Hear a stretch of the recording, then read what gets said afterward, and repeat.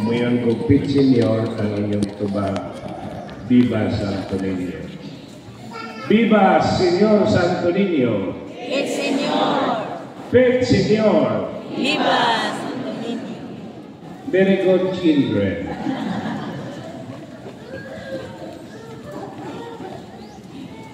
Mga igsoon, di sa ulo sa simbahan sa Pilipinas, ang usa sa mga popular devotion sa atong nasod, ang Santo Niño. Dili sa Pilipinas, alang ka na ako doon ay upat ka popular, kanang inila nga debosyon. Santo Niño, debosyon sa Nazareno, kaya lagi nagkakusog na, debosyon sa Mahal na Berhen, nausapod sa kusog kayong debosyon sa Cebu, Pilipinas, o ang lately, ang Divine Mercy. Pero maugion na ni Santo Niño, labi na sa mga Cebuano, doon sa bukog ang ilang pagdebosyon sa Santo Niño. Doon ang istorya sa pare dito sa Bohol na kusog kayo siya nagdebosyon sa Santo Niño nga matagpista sa third Sunday muadto din siya Cebu, mubiya siyang parokya kay lagi musayaw siya o managkot muapil sa misa. Matong the Sunday before the Sunday, last Sunday, pananglitan, nanangihid siya mga parishioner.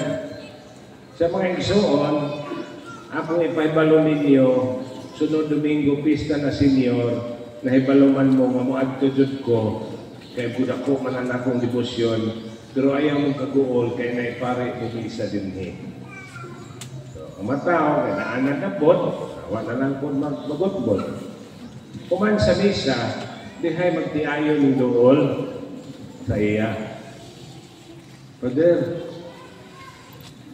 nami tuyo, unang-unang pare na, pagkaan sa pamiliti, kaya dato-dato man. Siya sa may ako. Siya pa din, managkot mga senior pa din niya, di man may kaadto. Pwede mo hangyo. O suman. I-apil kung may dagkot pa din, kaya upat na yun may katuig pa din, wag yun may nanganak. O kung may anak, nahangyo ako ng Santo Niño nga, katagan may grasya sa anak. Yun ang pare, ay susuwet problema. Kisa imong pangan. Tubal siya. Kisa imong pangan. Tubal ko siya. Sige, akong isulat dari sa akong memo sa akong cellphone. Ito man, ningat ko siya ang nanagkot. Huwag dito ang mga pare, ipa-eskwela sa obispo dito sa Roma. Ang bright siguro mo itong pareha. Dili pareha sa inyong pare. Yan, ipakuha siya kuan masteral. After 3.5 years, lahi man sila klase dito, tulong pa tayo ito nga, ning balik siya. Dito gihapon siyang parokya, kay temporary naman to. Ya, pagka Domingo, misa siya. Grabe siyang share siya sa iyang pagkaagi sa pag-eskwela. Kuman sa misa, dihay babae ng doon, nagdala upat ka bata. Niingon ang babae, Pader, hinumdum pa ka sa ako. Yung pare, parang kalimot mo ko dahil. Sa kalimot na ka, Pader, 3 years before, kami bitaw to, ako bitaw to akong bana, nagpa-apil ng dagkot sa Santo Niño, kaya wak may anak. Salamat Pader ha, nanagyan may anak. Kining upat. Iyon ang pare, tulog ba man ito ka to? Ganong upat naman. Isa, nausap ba Pader na primero kaluha man? Kanawa Pader, di ba brag na ay bitaw no? Unya, asa na may mong wana? Huwag naman lagi, nabatay na. Pisos Pader, huwag pabuhi pa Pader. Nihay maday. Ako lagi di pa atos Santo Niño Pader. Nga naman, di man magpista. Ako ipapangita na panungod ng kadila yung bidagkot. Kaya galing makaluwa. So, ang pagdebosyon sa Santo Niño, well, yun ka na. Kung saan mabunga ko yun. Imagine na, tulo lang katuig upat na anak. So, ingon anak, no? Sa kasaysayan sa itong pagtuong Katoliko, ang Santo Niño kabahin. Nga naman, mao man ang unang imahe na ilhas Pilipino. Sa diha nga na-convert when Magellan landed in Cebu, uban sa mga iyang grupo, nakabig ang mga nitibo Cebu. Gipanguluhan ni Hari Humabon o ni Hara Humayhay. Sa dihang napunyagan sila, ang asawa ni Humabon ipulihag pangalan Christian name nga Juana o gihatagan isip gasa ang imahin sa Diyos ng bata. When the second expedition, kaya man si Magellan na uli, mibalik ang mga katsila, murag, if I'm not mistaken, sa 1765, uban sa usa ka pari, sa mga pari, o sa usa ka chronicler kanang magsusulat, midunggo sila Cebu, kanya nasunog ang siyudad sa Cebu, og maoy lang kaplagan sa usa ka kamali, usa ka balay nga gamay nga nasunog, dunay kahon nga nabilin, wa maugdaw. Unya pag-abli nila, nakita nila ang imahen sa Diyos ng bata. It was recorded in the history. Og maoto nga mikaylap ang pagtuo, nalig-on ang pagtuo sa mga Cebuano. Murag, tinuod man ang makita na po sa Facebook karon, may tungod sa sunog sa LA. No? Na yung sa kabalay dito, tanan palibot sunog. Ay ang balay wala. Kanya pag-adto sa media, ingon dito, this house was protected. Dito sa tubangan na image ni Jesus. Dirispikas na ako'y image sa mga berhen. Yung ilatong gikot ang salmo. No? So, maumang yun. No? Psalm 99 man na, ang Diyos may akong tigpanalipod. No? So mga igsuon, ang debosyon sa Santo Niño, sakot ang giingon, doon sa pupog sa mga Cebuano, o dili lang siguro sa Cebuano, hangtod, mga Cebuano ng Alis Mindanao, hangtod gani sa ubang nasod, di na doon na mga Pilipino lang ng Cebuano, they are always bringing with them the Santo Niño. Dito man ko ng tiwas sa Eskwela Cebu, ako mismo nakasaksi. Labi na yun og Bernes, kaya mo may adlaw Santo Niño. Pero naghana mga to sa Basilika. Bisa nagmisa diha, may mga tao maglinya din sa kilid. Musaka dito sa ibabaw. Muhikap kay Santo Niño. Munaon dito sa Pikas, ilong. O niya, kung pangtan o nimo, diha various reasons why they will hiccup. Ang uban, mangayog, pabor. Ang uban, ingat ko kayo ng pasalamat. Ang uban, musuksok pag yung papel sa ilan with their intention for successful operation, for healing of cancer, for passing the board exam. Niya diya po sa kababayan 40 na ingat to yun. Pero tinihilak ito, Santo Niño, makakita akong bana. Pwede na ito siguro, no? Kaya mag-ilong mo doon niya, ha? Kanawa maminyo niya. Mga apel ko ng biyuda, ha? Kaya mag-ilong doon niya. So, ingon anak, yung sahay, mamuot punta. Kaya nasosyal na kayo mga tao manimba Santo Niño, mag-isyurtra, mag-i-sleeveless, ibadlong sa mga paring Agustino. Kana ka mga Agustinian Fathers dere, mao na sila mga paria dito, ilan ang kauban. Ganun si Father Victor, Gonzaga, nga tagalupon, na-assign man dito. So, naapot sila nakong piyesta o niyan alas 3, si Bishop magbisa. Kung gusto mo muad ko mo sayaw, pwede pa kay alas 3 pa man. Sa layo sa simbahan o sa tubangan sa basilika, daghan kayo ng maligyan kanila. Deres dilid ka din, daghan ng maligyan sa Dominio. Dito sa layo daghan, yapong na maligyan kanila. Unya, sa'y mamuot ko. Pag hinay sa gym, traffic, sir, ma'am, dagkot sir, dadaan kanila. Doon ako yung bahan mo bayad, mata ko, dos mamantos ang nagkandila, tag-ingon pa ani. Karon taksi ko, tag-ingon ani na lang. Mura lang tukog. Ilag yun ang idagkot, nga isaw dito sa planggana, kaya man pwede magtulo-tulo sa kalsada, kaya badlungol man sila. Kunya, sa di pa nila ibutang, ilag yun ang isayaw-sayaw. O, ilang isayaw, with the intention, bisagwaan sila kaila, alang sila padagkot. Sayaw-sayaw. Ingon anak. Pero, atong hinumduman, nga atong pagtuos Ginoo, dili ra kutob sa dagkot-dagkot o sayaw-sayaw. Nga naman, ang Ebanghelyo nagpahinumdum kanato.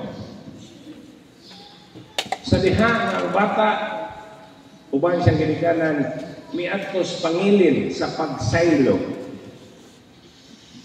Kini ko ng Hudiyo, murag bulanon. O ang bulanon ba murag Hudiyo?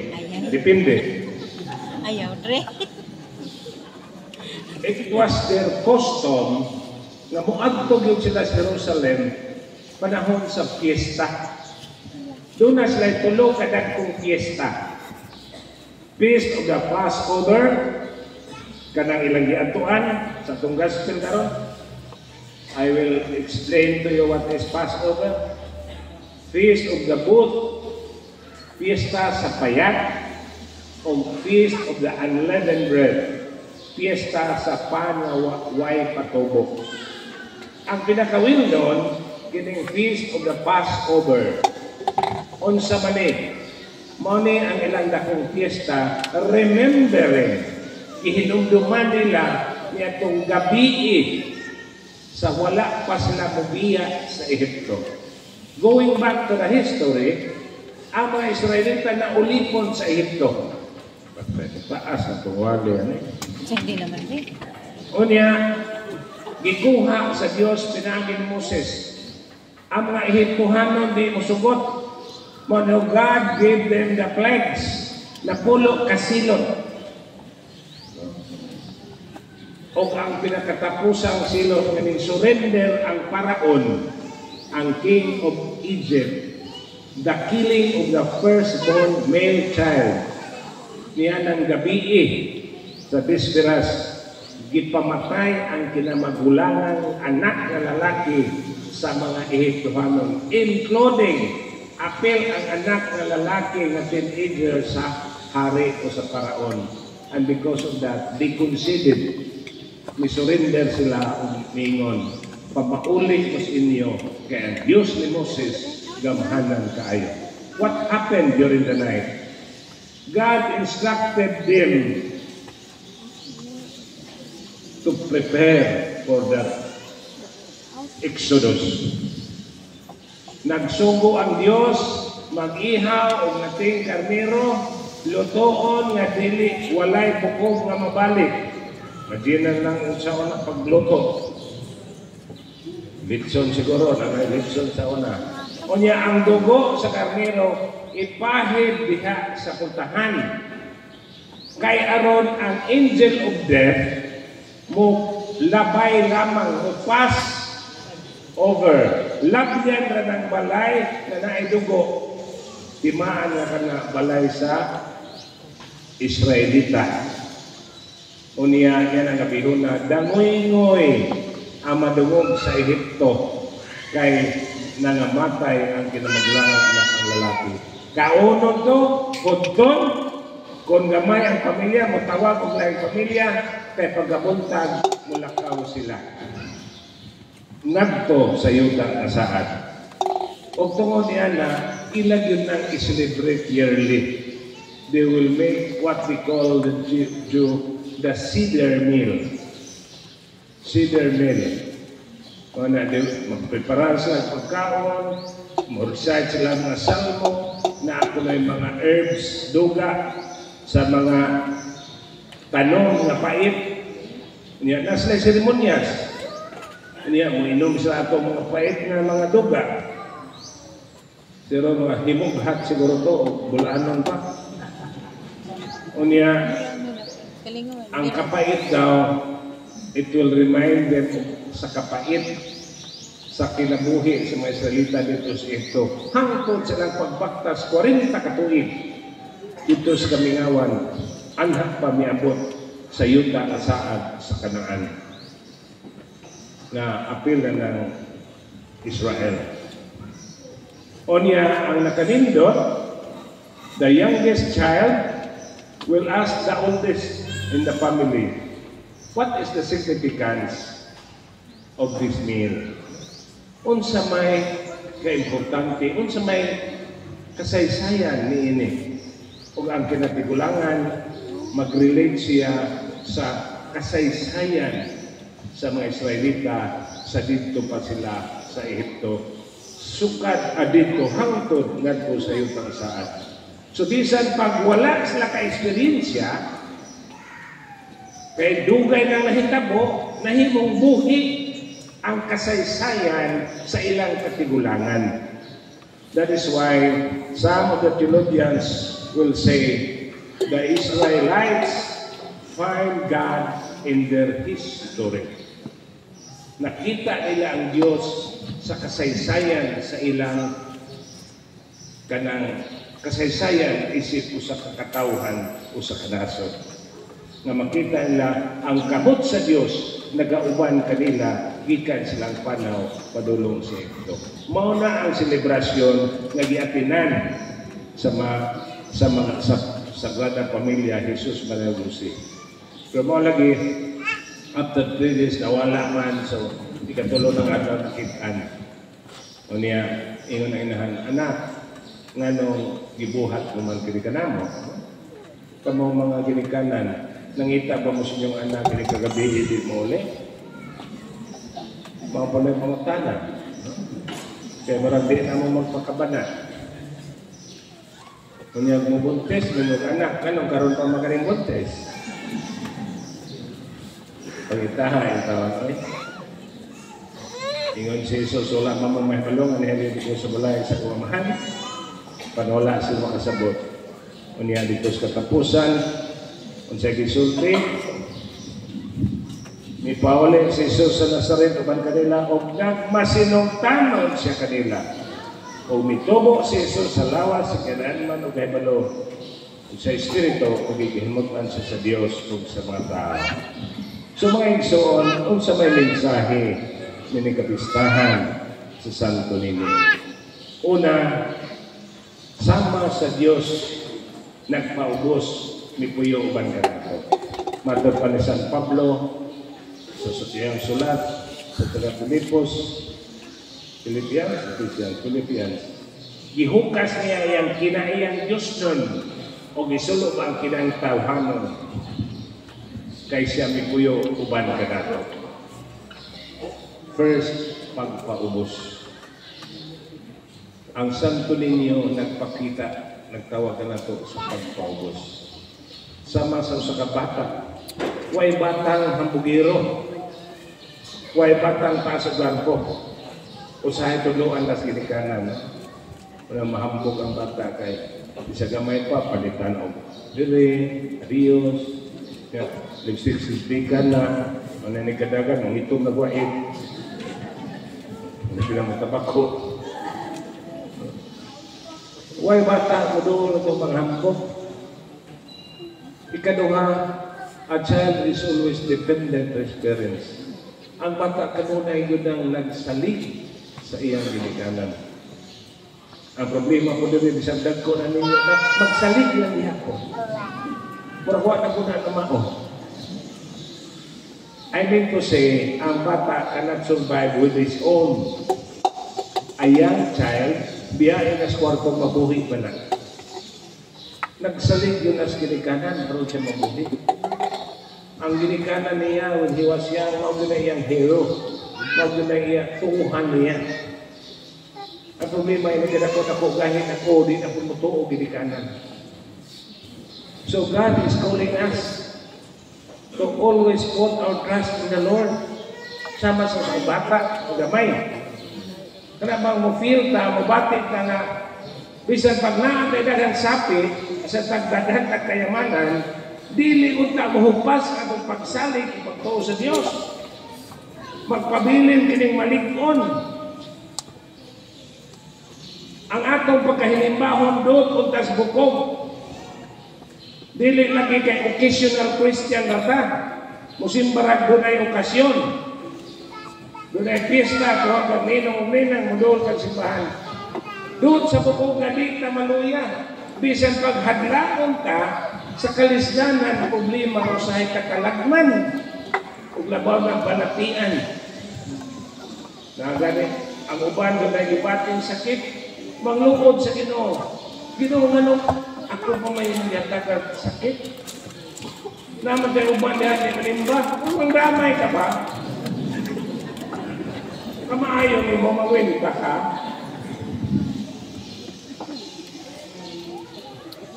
Mayaw-yawas pare, mabalik lang sita. Di na musimba, minansam ng paria, o may ayaw batasan. Parihan, ang tanalo, may ayaw batasan. Kaya sa usahay, maayaw ko niya, dautan mo ko siya. Kamu bitaw po, mamili mo po mga amigo. Maayaw mo, tao makautang mo. Hindi mo kautang, hilan na sa inyo. Tino, dili. Mao! Sip-sip na kita. Basta makakuha tang pabor. Ayaw mo pag sinip-sip sa Ginoo. Nga maayaw lang mo makakuha tang pabor sa Diyos. God, remember, God is not the author of all the sickness and the negativity that will happen to us. And siya, ay, ikastigo na sa Ginoo. Sa ito na may mga komentaryo na dito sa LA, ikastigo sa Ginoo kay ipasipadaan manila ang alam sa Diyos. Laliman ka ang Ginoo, zero. This is a godless town. Ingon si Pader Ubod, dili na, ang Ginoo dili na muhatag og silo.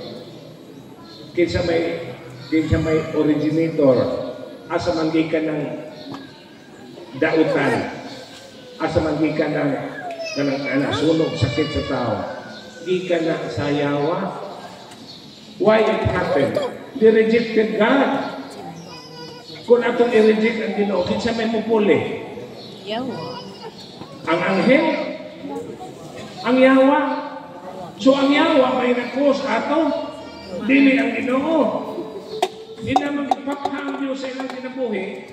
So ang nagdominar ang yawa na. Muna, ang yawa, simbolo mo nas kayo, di kisunog sila dito may pagkapalong. Bisan pang America, first world countries, they have all the resources to combat that fire. Wala pa paano. Siguro, iingnan sila sino. Siguro lang, ako lang yung ubos na lang. Ninyo ng Ginoo, mahal na kaya ipadakaan ninyo ang yawa, dili ang Diyos. So tanawa, niya nakita na to sa Facebook, hilak-hilak kong babae, I'm sorry. What ba? So remember that the moment you will reject God, Satan will come in your life. Tanawa ako mag-away mo sa imong banag asawa, manglupad ng kinumo, di na naiya sa Diyos. Manglupad ng mga plato, baso, kaliro, di na nabuhat sa Ginoo. Buhat na si yawa. Labi na pingo ng asawa, yawa! Manahan ka! Mayroon ko naman. Ang ikaw di ay, yawa ko, kaya ako mga asawa. Asawa ko si yawa. Pulos na yawa. Manayawan mo ng buhat. Nga paghuman buhat. Kaya nanong dahil kulukadina. Ay, nako. Lastly, miuli si Jesus Nazaret, mitubo sa lawas kay balo ng Espiritu. Mausap na ang atong misyon. Mutubo ta sa atong pagtuo pagsalig sa Diyos. Dili magbinata. Sa akong experience sa isip pare, na sinapit akong daghang mga tao. Daghang mga lagad. And sad to know, there are times na mga nalagad sa simbahan, usahay mo pa yung palusot. Istikto sila sa uban, pero ilan ang pamilya, palusot. Dito pa ko sa dawan. Di magina akong malimtan ang dawan kay ikastigo ang tagadawan sa ilang pag-reject sa pinadala sa Diyos. Wa man sila gusto nako, nag-anto sila nako katuig. Di ba sa unawa kay kanamang way bunyag o di kasalon? Ang mga opisyalis ay may kay na po script, pero gila ganing parinti suon, alutson, di paglipaton ang pare. Mo na hinungdan mag-away mga akong inon, ikaw ba? Eh, balo mong yung gadaan. Dugay na ka mga lakad. Kanya maging anak ka. Di mo tingog, madukura. Alam niya, lagi na paruhon. Kung di ko lang pabayarap, paruhan din ako. Di ako na lang pupusion. Mau pa'y nangalakad o dugay, mau pa'y mapalusot. Kung yung imong yaw-yaw, dugay na kung nangalakad din, mawinta pa. O lagi dugay na, ningtubo ka. Iyak-iyak naman lang. Pasimba-simba ka, alagad-alagad ka, nahilaw kung nagyakon. Asa naman ay mong pagpangalakad? Asa naman ang pagsimba?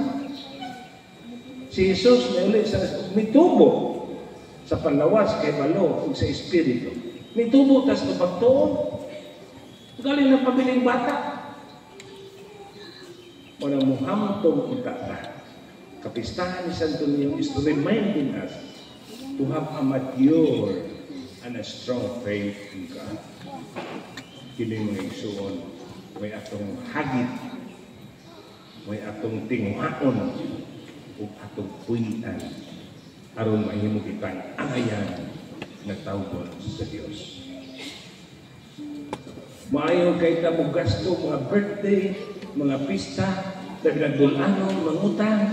Bulano na po. Sige na natin bulano. Ang uban po, magubot sa pista, kaya nangutang sa susyo, kabayan. Dito, Shanghai pa ko, China, Shanghai, dito Lipodon. Ningbalhin o iglesia, kay kikiha, kawa kabayan sa susyo. Pag-ibestigan na ko, bulanon, silingan, kung may taga-Trinidad, tapagat kami. Bulanon, malipot ka rin. Silingan, taglungsod. Pantuga. Magpa-asip ka. Bisag nagpait, ang anak ay magdibot-dibot yun kung dinidiskurso. Yung inutang ni ay. Kunya, inikahuman, di na magpamimbro kayo ng kwarta. Di na magpamimbro jikiki. Mahatlok na musimba kay labias kulikta. Labi ng pulis, dugay kuhaon, kung di mo. Ako maging ng mga pulis, dugay kuhaan, basta di mo. Ano, pulis ganyan mga ulikta. Kung kita kulikta, ano, lipay yung mga pulis mga ulikta. Pero si Napoleon ay pinagtiguan na, dali na kayo mula pa yan.